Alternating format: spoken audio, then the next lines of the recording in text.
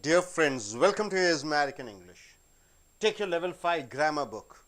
The topic here is direct to indirect speech.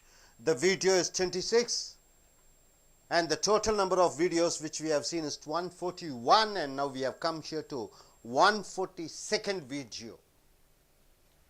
Direct speech to indirect speech. What do you mean by direct speech? What I say to you is called direct speech. What I speak to you. You go and say to somebody, what I have said is called indirect speech. 4 type of sentences are there. What are the 4 type of sentences? Statement. I have a pen, I don't have a pen. This is a statement sentence. So how do you go and say, sir told that I have a pen means he had a pen.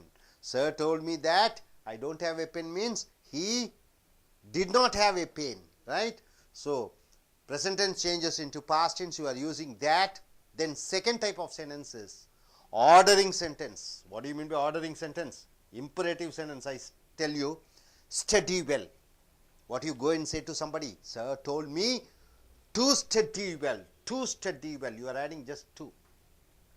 Then the third type of sentence is question sentence. That is yes or no type and information. I ask you, do you have money? How do you go and say, sir asked me whether, you are using the word whether I had money, or if I had money. Do you have money changes into sir asked me whether I had money, or if I had money. You are using 2 words, whether or if. Fourth is exclamatory sentence. What a handsome boy he is. How do you go and say, sir told me what a handsome man I was, right? So these are the 4 type of sentences. This is what from morning to night you speak. Then after that we have seen according to the contents of what I say. You say, sir announced, sir promised, sir informed, sir suggested, sir commanded, sir ordered. So according to what I speak, you use the reporting word, right? Sir ordered me. Sir announced that tomorrow, the next day won't be a class. Next day it will be a holiday, right? Next day it would be a holiday. I am saying tomorrow will be a holiday. You go and say, sir announced that the next day will be changes into would be holiday. Tomorrow changes into next day, right? Like that. What I speak, you take the content and according to that you choose a word, verb and announce. See, coming here. For replying to a question in indirect speech. Say, I ask him a question. Where are you coming from? He says, I come from Coimbatore. So you hear and you say, sir questioned him, where do you come from? Where did he come from? He said to me, what did he say? I come from Coimbatore. Then you say, he answered to sir that he came from Coimbatore. He was coming from Coimbatore. If he says he is coming. So, for replying to a question in indirect speech, we use answered. He answered to me that he did not know. He answered to me, he did not know. So, anybody, could you tell me what is the direct speech? He told me, inverted commas, I do not know. He told me, I do not know. So, you are using in indirect speech. He answered to me, you are adding that. He did not know. I do not know changes into he did not know. You should be able to see how the present tense changes into past tense. How past tense changes into past perfect. It's very important. Replied. What is the difference between answered and replied? Mild difference is there, isn't it? She replied me. She replied me that she would come next day. She will come next day. So what is the direct speech? She told me, inverted commas there. I will come tomorrow changes into I will come tomorrow changes into she would come tomorrow. She replied me that she would come next day. Tomorrow changes into next day. I changes into she. Would changes into will changes into would. See here, she, since she is there, you are using she. I will come tomorrow changes there to, she replied me that she would come the next day, right sir? Now, in indirect speech, number second, when we say the second or third sentence in continuation, see, if I ask a question, when will you come? I will come tomorrow. He says, I will come tomorrow. I may bring a luggage. I must go within 1 hour. So, he is continuously saying lot of sentences. One sentence is okay, you can manage. If he says lot of sentences, what do? In indirect speech, when we say the second or third sentence in continuation of earlier sentence, we say the verbs. What are the verbs? These verbs. We say these verbs. What are these verbs? Continued, said further. For example, see, I ask a question. Have you finished your degree? Yes, I have finished my degree. You say a lot of sentences. Yes, I have finished my degree. I am working in a computer center. I am married. I come from Mumbai. Next year I am going to America. You are saying 4 or 5 sentences, right? Then how I will go and say, he told me this, that he comes from Chennai. He came from Chennai. He was going abroad. Lot of sentences I have to say. When I am saying lot of sentences indirectly, then I have to use the verb, reported verb, continued, said further, extra, etc. See, my friend said. What did my friend said? He had gone for a movie. This is the first sentence. He had gone for a movie is the first sentence. Okay. Went to hotel. This is the second sentence.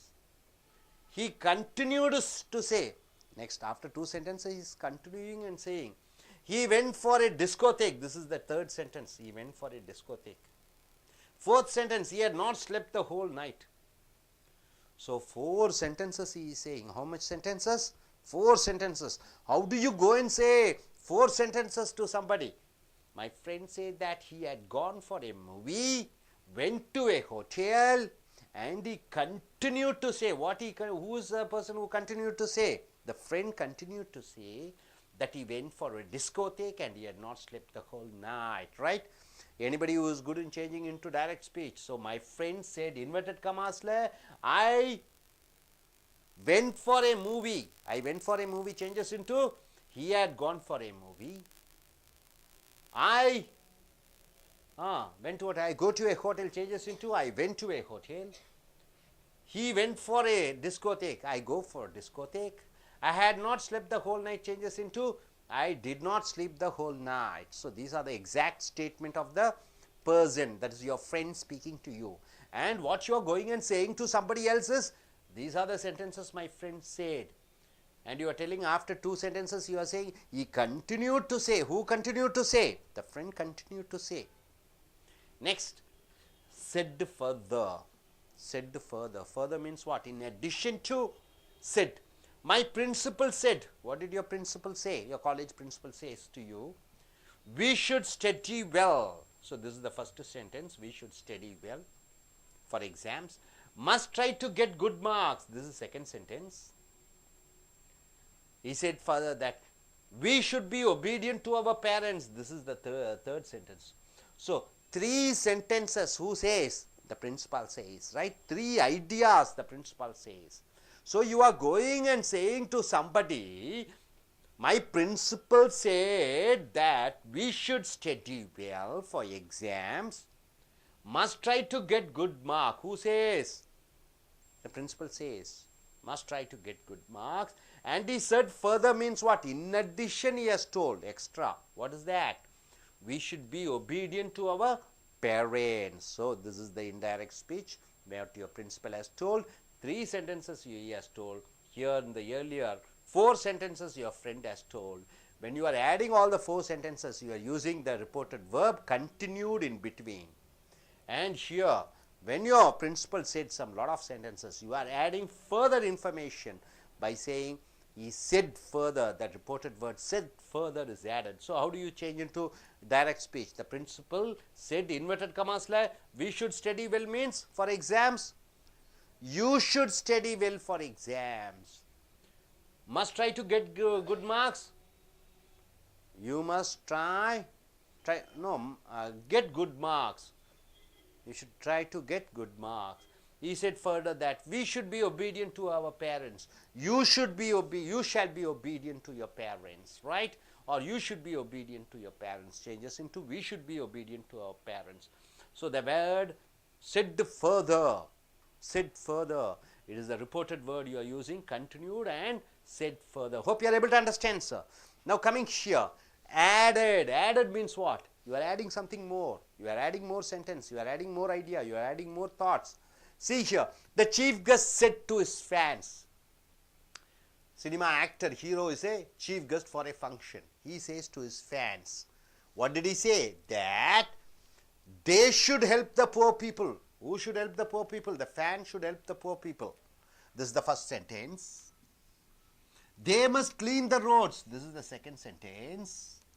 And the actor added, the further still he is saying, what does he say? All of them should take care of their family. This is the three sentences he says.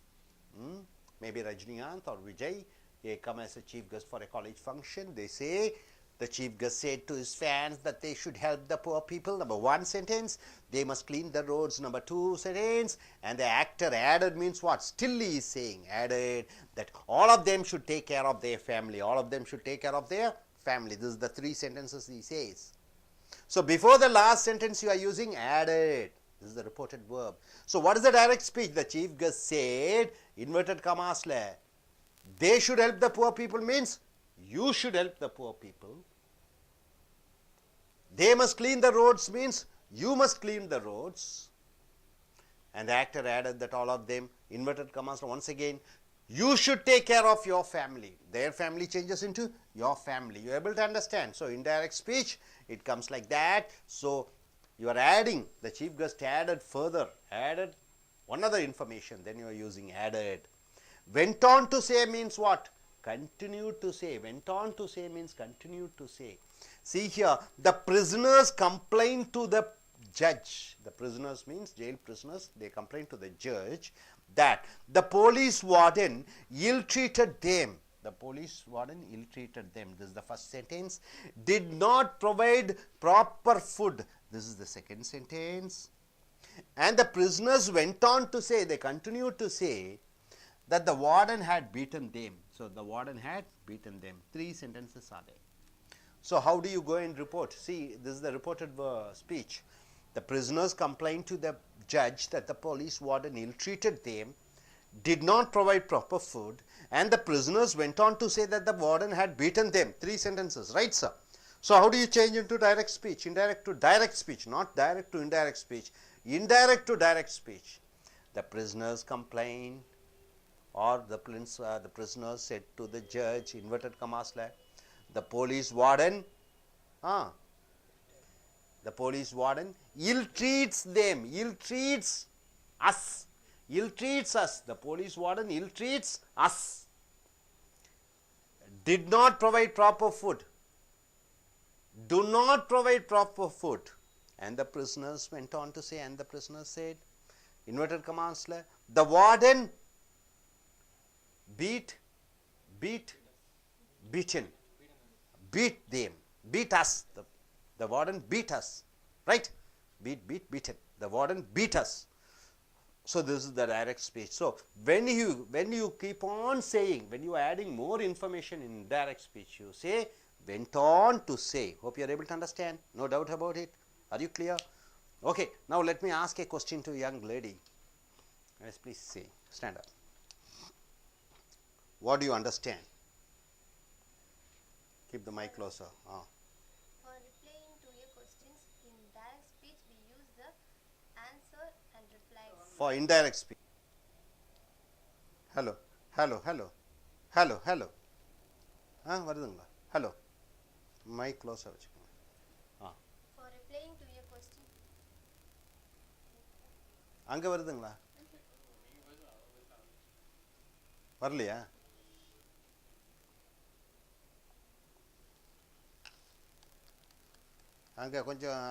Then in indirect speech we use these reported words. Okay, so now, okay, start. What do you understand? to a questions in indirect speech we use answers replied. And two or more sentences we said, so we added, we said continue, said further, added, went on to say. Very good, very good. Okay. Okay. உங்களுக்கு என்ன புரிந்தது? தமிழ்ல சொல்லுங்க. ஏதாவது புரிஞ்சதா? What do you understand? உங்களுக்கு ஏதாவது தமிழ்ல புரியுதா? Or in English? What do you understand? Indirect speech. Take the mic and say. Indirect speech ने direct speech लो எப்படி சொல்லுங்க? Answer, question, request.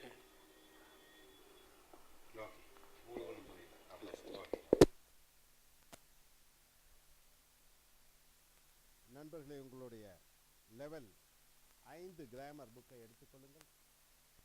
அங்கே பாருங்க சார், அங்கே தான் ஹலோ ஹலோ இல்லையே கரெக்டா? ஹலோ ஹலோ இல்லையே கரெக்டாக வருங்க. ஹலோ ஹலோ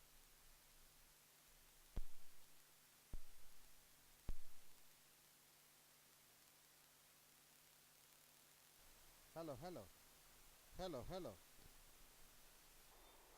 நண்பர்களே, உங்களுடைய லெவல் 5 கிராமர் புக்கை எடுத்துக்கொள்ளுங்கள். நேர்கூற்று, டைரக்ட் ஸ்பீச், இன்டைரக்ட் ஸ்பீச், அயற்கூற்று 26வது வீடியோவுக்கு வந்திருக்கிறோம். மொத்தம் வீடியோ 142. நேர்கூற்றிலிருந்து அயற்கூற்றுக்கு மாறக்கூடிய வீடியோ 26. ரொம்ப முக்கியம். காலை முதல் மாலை வரை மற்றவர்கள் உன்னுடன் பேசி கொண்டிருக்கக்கூடிய விஷயங்கள், நீ மற்றவர்களுடன் பேசி கொண்டிருக்கக்கூடிய விஷயங்கள், அதை மற்றவர்களிடம் நீ எப்படி போய் சொல்கிறாய், அல்லது நீ பேசக்கூடிய அந்த வாசகங்கள், வாக்கியங்களை மற்றவர்களிடம் மற்றவர் போய் சொல்லும் பொழுது என்னவென்று சொல்வார்? அயற்கூற்று, நேர்கூற்று, அயற்கூற்று. நேரடியாக நீ மற்றவர்களுடன் பேசுவது, அல்லது மற்றவர்கள் உன்னுடன் நேரடியாக பேசுவது, அந்த சொற்கள், அந்த வாசகங்கள், அந்த வாக்கியங்கள், அவை நேர்கூற்று என்றும், அவைகள் சொன்ன விஷயங்களை மற்றவர்களிடம் சொல்லுவது அயற்கூற்று. ஸோ காலை முதல் மாலை வரை இதுதான் உரையாடல், இதுதான் பேச்சாங்கிலம். எந்த மொழியாக இருந்தாலும் காலை முதல் இரவு வரை அந்த நேர்கூற்று, அயற்கூற்று இவைகள்தான். அவர் சொன்னார், இவர் சொன்னார், அவர் கேட்டுக்கொண்டார், இவர் கேட்டுக்கொண்டார், இவர் சொன்னார். இதுதான் காலை முதல் மாலை வரை இருக்கக்கூடிய அந்த நேர்கூற்று, அயற்கூற்று. ஸோ மொத்த வாக்கியங்கள் 4 விதமான வாக்கியங்கள் காலை முதல் இரவு வரை கேட்கக்கூடிய வாசகங்கள். ஒன்று ஸ்டேட்மெண்ட் என்று சொல்லக்கூடிய ஸ்டேட்மெண்ட் வாக்கியங்கள், என்னிடம் பணம் இருக்கிறது, என்னிடம் பணம் இல்லை. அடுத்தது கேள்வியான வாக்கியங்கள், உன்னிடம் பணம் இருக்கிறதா, இல்லையா, ஏன் வந்தாய், ஏன் வருகிறாய். ஸோ இதெல்லாம் கேள்வி வாக்கியங்கள். அடுத்தது கட்டளையிடக்கூடிய வாக்கியங்கள், நாளை நீ வா, கம் டுமாரோ, நாளை நீ வராதே, டோன்ட் கம் டுமாரோ. ஆச்சரிய வாக்கியங்கள் அல்லது உணர்வு பூர்வமான வாக்கியங்கள். என்ன அருமையான சினிமா படம் அது. ஸோ இவைகளைத்தான் நீ காலை முதல் இரவு வரை கேட்டுக்கொண்டிருக்கிறாய், பேசிக்கொண்டிருக்கிறாய். அதை மற்றவர்களிடம் போய் இவர்கள் இது சொன்னார்கள், அவர்கள் அது சொன்னார்கள் என்று சொல்வதுதான் அயற்கூற்று. இந்த நேர்கூற்றிலிருந்து அயற்கூற்றுக்கு மாறக்கூடிய அந்த டெக்னிக்காலிட்டிஸ், தொழில்நுட்பத்தை அறிந்து கொண்டால் நீ சிறந்த பேச்சாளராக, சிறந்த எழுத்தாளராக மாறிவிடுவாய். ஸோ ஆங்கிலத்திலே நேர்கூற்றிலிருந்து அயற்கூற்றுக்கு மாறும் பொழுது பொதுவாகவே அவர் சொல்கிறார், அவர் கூறினார் என்று சொல்கிறோம். அது மட்டுமல்லாமல் பல வினைச்சொற்களை நீ பயன்படுத்தலாம். அவர் இப்படி கட்டளையிட்டார், அவர் இப்படி கேட்டுக்கொண்டார், அவர் தயவு கூர்ந்து கேட்டார், அவர் வேண்டி விரும்பி கேட்டுக்கொண்டார், அவர் சத்தியமிட்டு சொன்னார், அவர் அறிவித்தார். அப்படி அந்த பேசக்கூடிய விஷயங்களை கேட்டு, அந்த விஷயங்களின் கருத்தை கேட்டு அதற்கு தகுந்த வினைச்சொல்லை நீ பயன்படுத்துகிறாய். செட் என்றால் சொல்வது, டோல்ட் என்றால் கூறுவது. அது மட்டுமல்லாமல் கேள்விக்கு பதிலாக வரக்கூடிய அந்த வினைச்சொல் அயற்கூற்றிலே ஆன்சர்ட், பதிலளித்தார். ரிப்ளைடு, ரிப்ளைடு என்றால் என்ன, பை ஆன்சர்ட்னா என்ன, ரிப்ளைடு என்றால் என்ன, ஆன்சர்ட் என்றால் என்ன. பதில் அளித்தார், ரிப்ளைடு என்றால் பதில் கூறினார். ஆல்மோஸ்ட் ரெண்டு ஒன்று தான். He answered to me, கேட்ட கேள்விக்கு அவர் பதில் அளித்தார். That he did not know, அவருக்கு தெரியாது என்று அவர் எனக்கு பதிலளித்தார். அவர் எனக்கு தெரியாது என்று அவர் எனக்கு பதிலளித்தார். இவர் என்கிட்ட சொல்றாரு, என்ன சொல்றாரு? எனக்கு தெரியாது. யார் சொல்றாரு? இந்த பெண் ரேவதி என்னிடம் சொல்கிறார், எனக்கு தெரியாது. நான் இவரிடம் வந்து என்ன சொல்கிறேன்? அவர் சொல்கிறார், அவர் பதிலளித்தார் என்னிடம். அதாவது that என்றால் அதாவது he did not know. இது பெண்ணாக இருக்கிற காரணத்தினாலே she did not know. அவருக்கு தெரியாதாமா. எனக்கு தெரியாது என்பது அவருக்கு தெரியாது என்று மாறிவிடுகிறது. ஆனால் கேட்ட கேள்விக்கு செட் என்று சொல்வதற்கு பதிலாக ஆன்சர்ட் என்று சொல்கிறோம். அவர் பதிலளித்தார், அவருக்கு தெரியாது என்று. he did not know அல்லது she did not know. replied, பதில் கூறினார். she replied me that she would come next day. next day என்றால் அடுத்த நாள். அடுத்த நாள் வருகிறேன் என்று எனக்கு பதில் அளித்தார். நாளை வருவாயா என்று கேட்டேன். நான் நாளை வருகிறேன் என்று அவர் சொன்னார். என்ன சொன்னார் அவரு? நாளை வருகிறேன். ஐ வில் கம் டுமாரோ என்று சொல்கிறார். ஐ வில் கம் டுமாரோ என்று சொல்கிறார். நான் உங்ககிட்ட என்ன சொல்றேன்? இவங்க சொன்னாங்க, ரேவதி சொன்னார்கள், அதாகப்பட்டது ஷீ. ஐ வில் கம் டுமாரோங்கிறது she would come next day. அவர், நான் என்பது அவராக மாறிவிடுகிறது. வில் என்பது உட்டாக மாறிவிடுகிறது. கம்மாக இருக்கிறது. டுமாரோ என்பது அடுத்த நாள். அவர் அடுத்த நாள் வருகிறார் என்று சொன்னார் என்று சொல்கிறேன் உன்னிடம். அடுத்ததாக பாருங்க, இன்டைரக்ட் ஸ்பீச் அயற்கூற்றிலே when we say the second or third sentence, இப்போ ஒரே வாக்கியமாக இருந்தால் பிரச்சனை இல்லை. ஒரு வாக்கியம் சொல்கிறார், ஒரு வாக்கியம் உன்னிடம் சொல்கிறேன், அவர் இப்படி சொன்னார். அவர் பல வாக்கியங்களை சொல்கிறார். 4 வாக்கியம், 5 வாக்கியம். உதாரணத்திற்கு ஒரு அரசியல்வாதி கருணாநிதி அவர்கள் மேடையிலே பலவிதமான விஷயங்களை சொல்லிக்கொண்டே இருக்கிறார். அதை உன்னிடம் சொல்லும் பொழுது 10 வாசகங்கள் 20 வாசகங்கள் சொல்லும் பொழுது நான் எப்படி சொல்கிறேன்? ஒரு வாசகமாக இருந்தால் பிரச்சனை இல்லை, ஒரு வாக்கியமாக இருந்தால் பிரச்சனை இல்லை. ஆனால் 5 வாக்கியம் 10 வாக்கியமாக இருக்கும் பொழுது எப்படி பதில் அளிப்பாய்? ஸோ இன் இன்டைரக்ட் ஸ்பீச் அயற்கூற்றிலே when we say the second or third sentence in continuation, 2-3 வாக்கியங்களை தொடர்ச்சியாக சொல்லும் பொழுது of earlier sentence, ஏற்கனவே சொன்ன வாக்கியத்திற்கு அதற்கு பிறகு 2-3 வாக்கியமாக சொல்லும் பொழுது we say the verbs, நாம் இந்த வினைச்சொற்களை பயன்படுத்துகிறோம். எந்த வினைச்சொல்லை பயன்படுத்துகிறோம்? continued. அவர் தொடர்ந்து சொன்னார். கண்டினியூட் என்றால் என்ன? தொடர்ந்து சொன்னார். என்ன சொன்னார்? நாளைக்கு வருவேன், நாளைக்கு போவேன், நான் கார் வாங்குவேன், இங்கே போவேன், அங்கே போவேன். அவர் தொடர்ந்து சொல்லிக்கொண்டே இருந்தார் என்று சொல்லும் பொழுது கண்டினியூட் என்ற வினைச்சொல்லை பயன்படுத்துகிறாய். said further, மேலும் சொன்னார். said further என்றால் என்ன? மேலும் சொன்னார். நான் வருவேன், நாளைக்கு நம்ம சினிமாவுக்கு போகலாம். he told he will come and he said further. மேலும் அவர் சொன்னார். மேலும் அவர் சொன்னார்ங்கிறது தான் said further என்ற வினைச்சொல். அடுத்ததாக இருக்கக்கூடியது added. added என்றால் என்ன? அதற்கு மேலாக கூறினார். added. went on to say, தொடர்ச்சியாக சொல்லிக்கொண்டே இருக்கிறார். went on to say. So இந்த வினைச்சொற்களை 2-3 வாக்கியங்கள் ஒன்றாக தொடர்ச்சியாக சொல்லும் பொழுது பயன்படுத்தக்கூடிய வினைச்சொல், ரிப்போர்ட்டட் ஸ்பீச்சினுடைய வினைச்சொல், அயற்கூற்றிலே உபயோகப்படுத்தக்கூடிய வினைச்சொல் continued, set further, vent on to say, added என்று சொல்கிறோம். உதாரணத்திற்கு பாருங்க, மை ஃப்ரெண்ட், என்னுடைய தோழன் சொல்கிறான், அதாகப்பட்டது that he had gone for a movie, அவன் ஒரு சினிமாவுக்கு போயிருந்தானாமா. had gone, போயிருந்தானாமா. went to hotel, ஹோட்டலுக்கு சாப்பிட போனான். went to hotel. and he continued, என் நண்பன் மேலும் தொடர்ந்து சொல்லி கொண்டிருந்தான், that he went for a discotheque. discotheque என்றால் என்ன? ஆடக்கூடிய ஒரு கூட்டம், ஆடக்கூடிய ஒரு கிளப்புக்கு சென்றான் ஆடுவதற்கு. and he had not slept the whole night, இரவு முழுக்க அவன் தூங்கி இருந்திருக்கவில்லை. இப்படியாக அவன் சொன்ன வாசகங்களை நான் உன்னிடம் சொல்கிறேன். ஆனால் அவன் நேரடியாக என்கிட்ட எப்படி பேசியிருப்பான் பாருங்க. மை ஃப்ரெண்ட் செட், என்னுடைய நண்பன் சொன்னான். அடைப்புக்குறியை போட்டுக்கொள்கிறாய். அடைப்புக்குறி எங்கே பயன்படுத்துகிறாய்? அவர் என்ன சொன்னாரோ அந்த விஷயத்தை சொல்கிறாய்.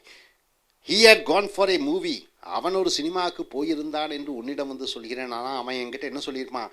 நான் ஒரு சினிமாவுக்கு போனேன். அப்போ I went for A movie என்பது தான் அவன் சொன்ன வாசகம். I went for A movie, நான் சினிமாவுக்கு போனேன்னு அவன் சொல்கிறான்.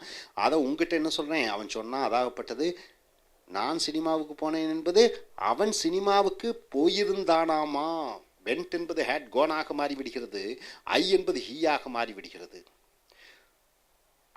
வென்ட் டு ஹோட்டல், அவன் என்ன சொல்கிறான்? நான் ஹோட்டலுக்கு போகிறேன். ஐ கோ டு ஹோட்டல்னு என்கிட்ட சொல்கிறான். He went for I hotel என்று சொல்கிறேன் உன்னிடம். நான் ஹோட்டலுக்கு போனேங்கிறத அவன் என்கிட்ட சொன்னதை நான் உங்ககிட்ட என்ன சொன்னேன், அவன் ஹோட்டலுக்கு போனானாமா. அண்ட் ஹி கண்டினியூடு, மேலும் அவன் சொல்லி கொண்டிருந்தான், என் நண்பன் என்ன சொல்லி கொண்டிருந்தான், ஹீ வென்ட் ஃபார் ஏ டிஸ்கோதேக். அவன் என்ன என்கிட்ட சொன்னான், நான் டிஸ்கோதேக்கு போகிறேன். அதை அவன் டிஸ்கோதேக்கு போனானாமா என்று சொல்கிறேன். he went for a discotheque and he had not slept the whole night. அவன் என்கிட்ட என்ன சொன்னான், நான் இரவு முழுக்க தூங்கவில்லை. I did not sleep the whole night.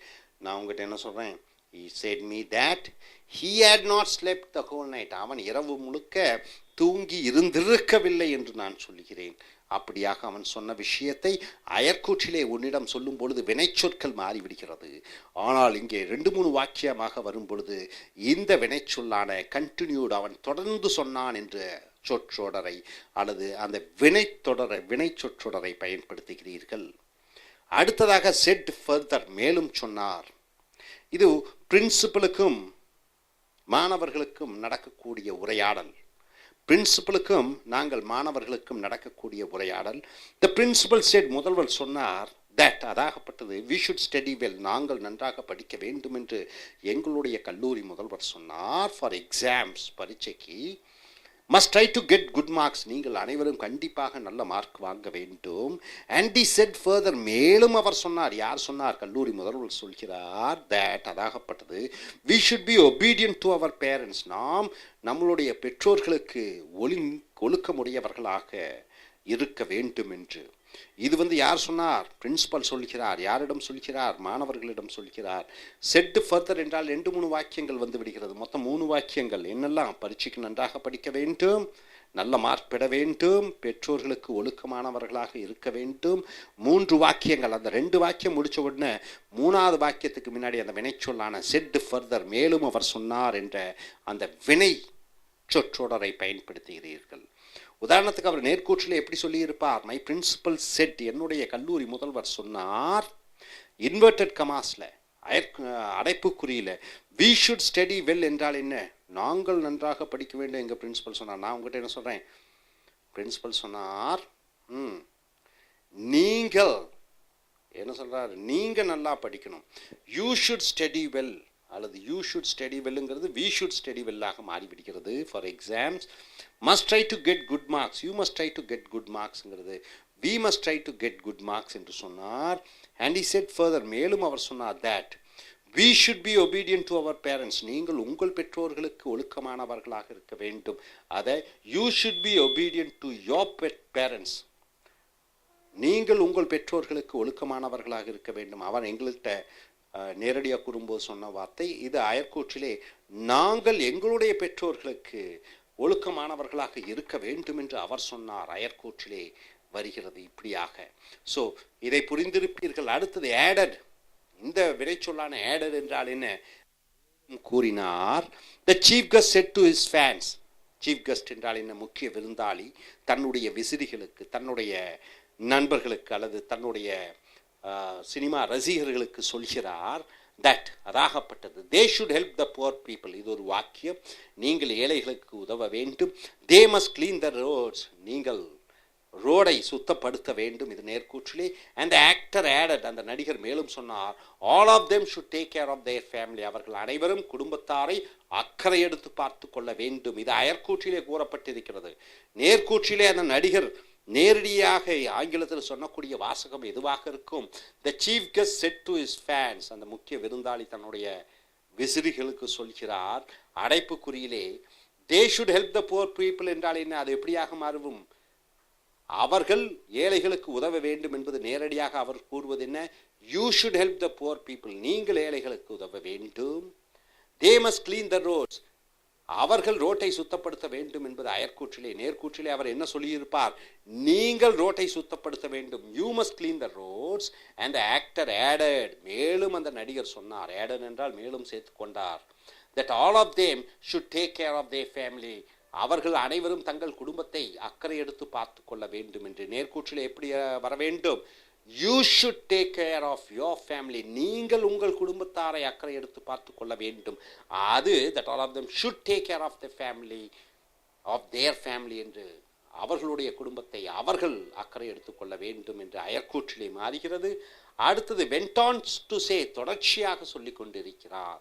உதாரணத்துக்கு the prisoners என்றால் என்ன? கைதிகள்.